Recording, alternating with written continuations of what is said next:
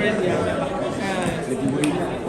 And I'm from it. I'm not a million. So I don't say the pressure. My friend is processing. Me and my friend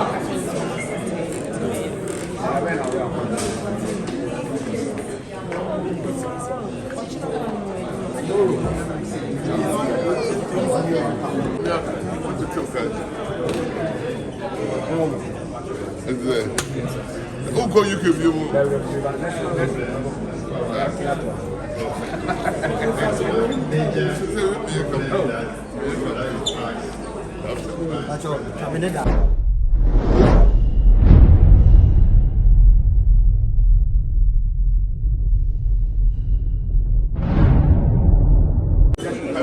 I understand. Everything.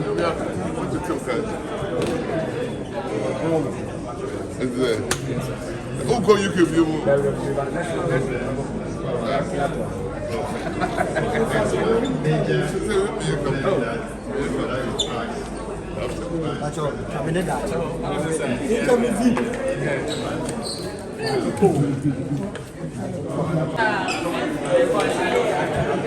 that's maybe my ready.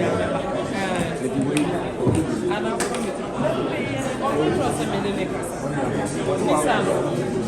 So I don't say the pressure. My friend is processing. Me and my friend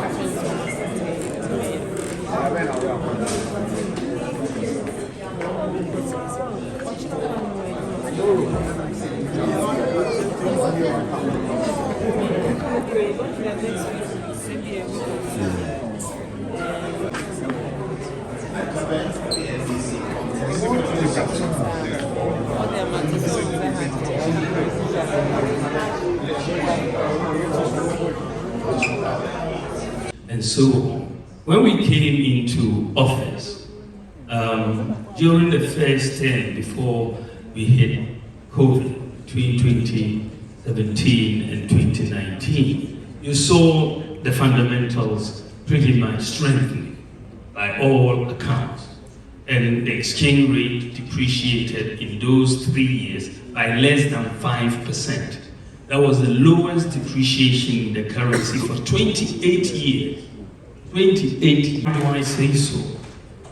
In the last couple of years, Bank of Ghana under the gold purchase program has been able to buy $5 billion of gold. $5 billion of gold. Think about it.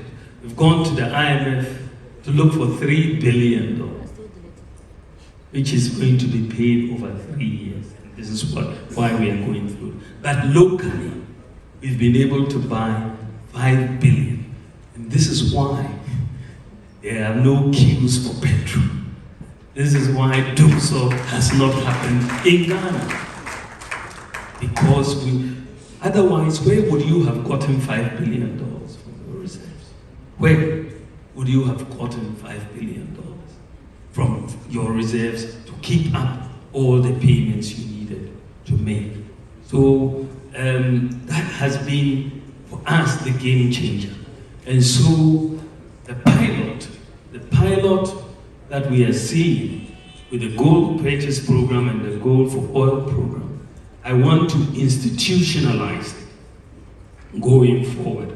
And this is why, by the grace of God, when I am president next year, we are going to institutionalize this. Someone asked me, why is it that French West African countries have not seen depreciations in their currency? Cote d'Ivoire, Senegal, and all of these. I said, well, they are anchored. The currency is anchored to the euro through the French franc. So they are anchored. Unfortunately for Ghana, we don't have an anchor. There is no anchor for the city. So what I am going to introduce, what I want to institutionalize, is something that we have learned from this crisis. You will not find it in any textbook. Maybe some people will now write it in a textbook. You won't find it in a textbook. It's not in a textbook. Because what I'm going to do is fairly simple, as I said, but we have had to learn about it. Because what we're going to do is to say that if you want foreign exchange, and we've tried it already, the pilot with some of the big companies. One big company had 3.1 billion Ghana cedis. They wanted to externalize 3.1 billion Ghana cedis, and they were looking for foreign exchange. Can you imagine the impact on our market? If someone comes out with looking for dollars, looking for dollars from all the banks and all of that. So I listened to them, and then I asked, will you take gold? He said, oh sure, gold is forex, that is not a problem. So I called the governor and said, look, why don't we put this 3.1 billion through the gold purchase program? And guess what? It was done virtually overnight, and their money was given to them. So essentially, what we're saying is that demand for the dollars, you bring your cedis, we have the gold. There's no doubt. I mean, the gold is there. I mean, we have 5 billion ounces, even not yet explored, as the Geological Survey Authority has told us. That's $10 trillion. Right? So bring your cedis, we buy the gold, give you your forex. It's that simple. So your demand for the forex will be met by an equal supply of gold, and Ghana will see stability of the currency. Request for people to come and learn. As I said, this is not in textbooks, but this is what we are doing. So I think that the fundamentals ultimately has an impact on the exchange rate, but the crisis that we've gone through has now made us to think a bit outside the box and bring in this new solution. Now, Napo was asking about galamsey and what we are doing about it. And I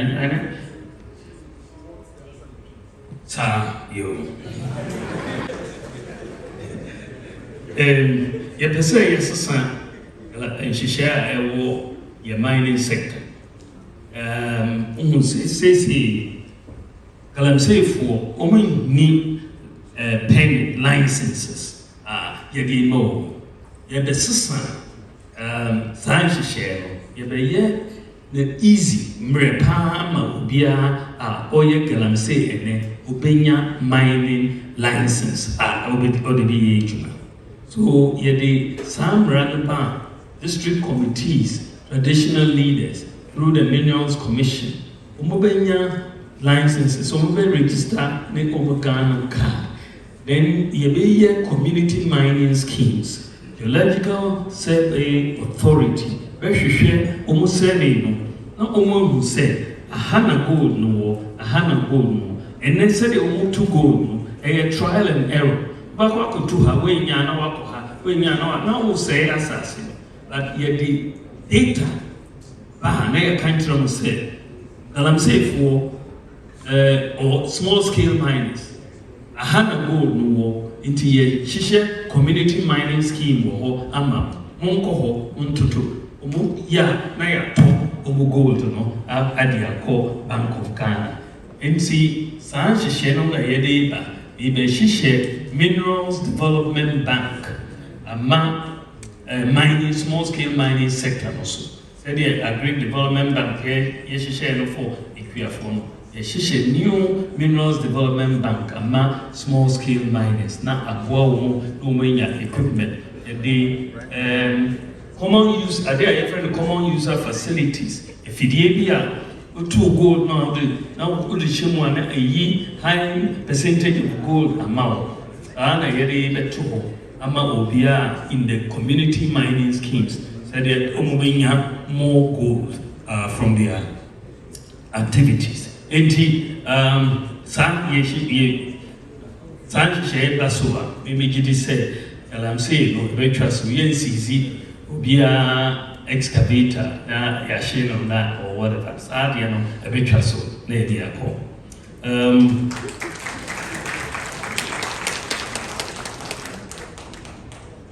I heard about a front planes and then Coco. I don't know. I'm missing the front planes question.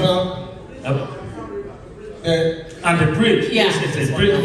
And now, Coco Sports Stadium 2020. Because we see who's the medals. Yes. So the front planes bridge, I think, is one of the bridges that we are working under with the Korean facility. It's one of the projects that we've presented to be done under the Korean facility. When we say the Koreans have given us a grant and a concessional loan of $2 billion, and we've had to take a number of projects to them for funding. I think that bridge over there from is one of them. And then the Nkoko Sports Stadium, I have to follow up with the minister on that one. I can't give you a direct answer on that. Then the question came, the first 100 days, what would you do? I'm definitely not taking a honeymoon.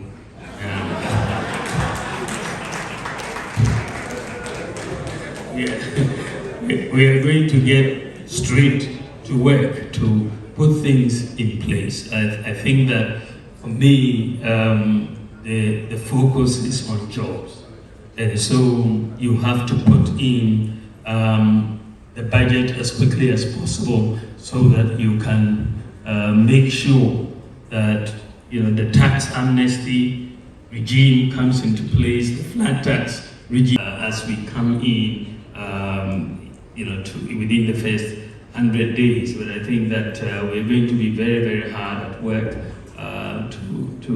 to look at things that get business moving, the tariff structure for the businesses, commercial versus residential. We have to look at it. The flat rate regime has to come in immediately. Those things that will get business moving very quickly to create the jobs are the things that we are going to do immediately so that we are serious about business and serious about job creation. Thank you very much. Thank you. Thank you, Excellency. The first question had to do with Napo, the Nation Builders Corps and the arrears that have been owed to Napo. I think that the program had about 100,000 people on it, and I think initially it was supposed to be a 3-year program, and then would be renewed and so on.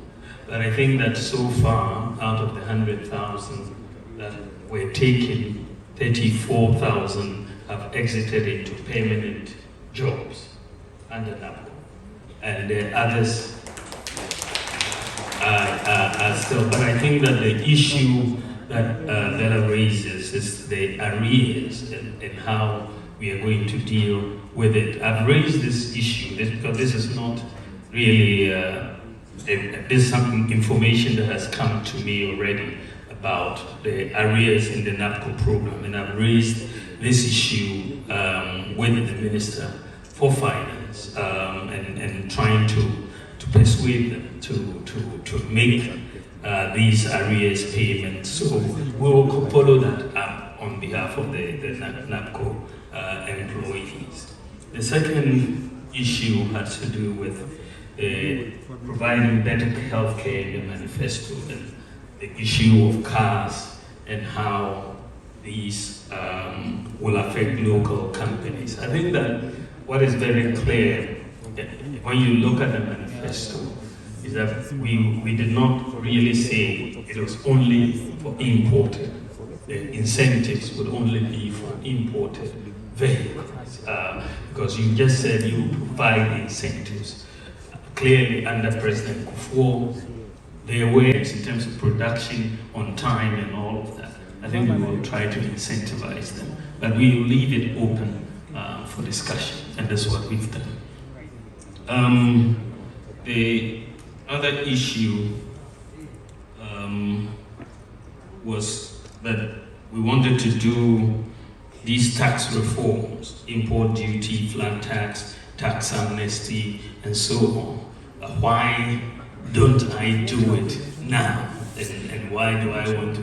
I must have a manifesto, otherwise if I do everything now, if I could, what would I do when I come into office? I mean, how can you do everything now? Even President Mahama, former president, who was president, I'm only vice president, but he was president. Why didn't he do everything then?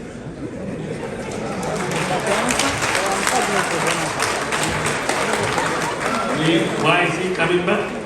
He had full authority. I don't have full authority. The budget that has gone to Parliament, which has been passed, is not my budget. Is it my budget? It's not my budget. The budget goes in the name of the president. It doesn't go in the name of the vice president. But when you have to think about what new do you want to do, you come up with new ideas. And I've come up with new ideas which I want to do when we come into office.